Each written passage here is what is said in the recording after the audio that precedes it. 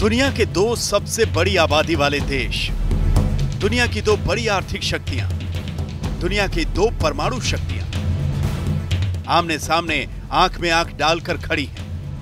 भारत और चीन के बीच बातचीत भी चल रही है और दोनों देश अपने स्तर पर सामरिक तैयारियां भी कर रहे हैं। बातचीत से तनाव को हल करने की जो कोशिशें हो रही हैं, उसका असर पेंगोंग त्सो क्षेत्र के तनाव पर नहीं पड़ रहा।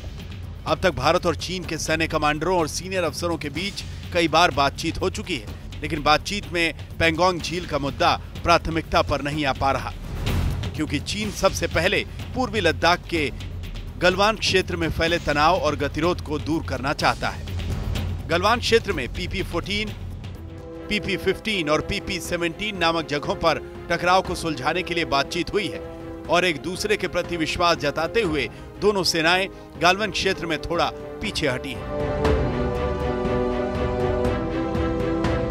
लेकिन पेंगोंग त्सो की स्थिति में सुधार नहीं हो रहा।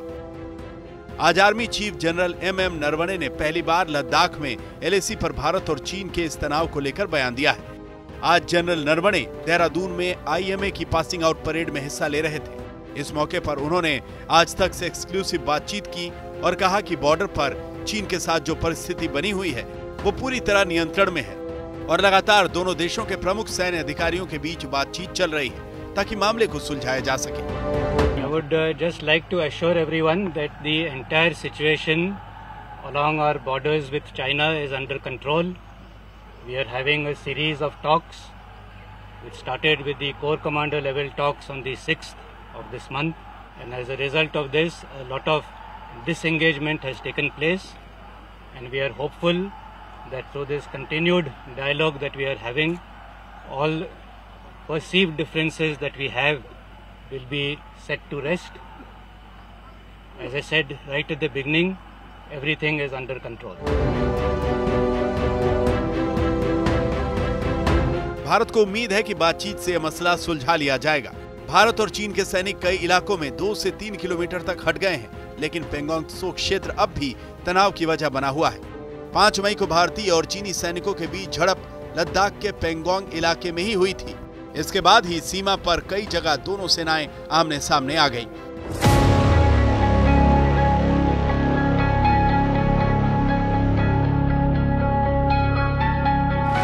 चीनी सेना ने कई अन्य जगहों पर भारत की बात मान ली है और पीछे हट गई है, लेकिन पेंगोंग त्सो इलाके में चीनी सैनिक अब भी जमे हुए हैं।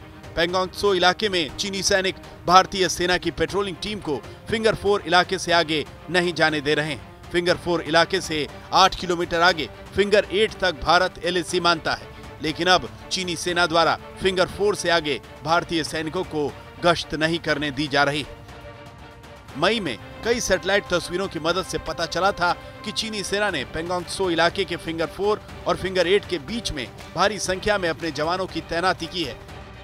चीनी सेना ने फिंगर 4 के आगे के इलाके को एक तरह से ब्लॉक कर दिया है और इसका प्रभाव करीब 60 वर्ग किलोमीटर के विवादित इलाके में पड़ा है। पहले इस इलाके में दोनों सेनाएं पेट्रोलिंग करती थी और भारतीय सेना की मांग है कि यहां फिर से अप्रैल वाली स्थिति बहाल की जाए। इस बीच पाकिस्तान में चीनी दूतावास के प्रवक्ता वांग जियांगफेंग ने भारतीय और चीनी सीमा पर सैनिकों के बीच गतिरोध को जम्मू कश्मीर में धारा 370 हटाए जाने से जोड़ दिया है। इस चाइनीज अधिकारी ने ट्वीट किया है कि भारत ने चीन और पाकिस्तान की संप्रभुता को चुनौती दी है और तीनों देशों के आपसी संबंधों को जटिल बना दिया है। ये बात भी चीन और पाकिस्तान के गुप्त एजेंडे की तरफ इशारा करती है। Why this statement has been made has many dimensions. Firstly, that China wants to please Pakistan. Secondly, what is the connection between China and Article 370? Jammu and Kashmir is an integral part of India. Who is China to comment or make remarks in the manner the governance has to be done by Indian central government? So therefore the fact is very clear, it is very obvious that China-Pakistan nexus is developing to open multi-front attack against India. Bharat और चीन के बीच बातचीत के दौर चल रहे हैं। जब सारे गतिरोध दूर हो जाएंगे तो अंत में बात पेंगोंग त्सो पर आएगी।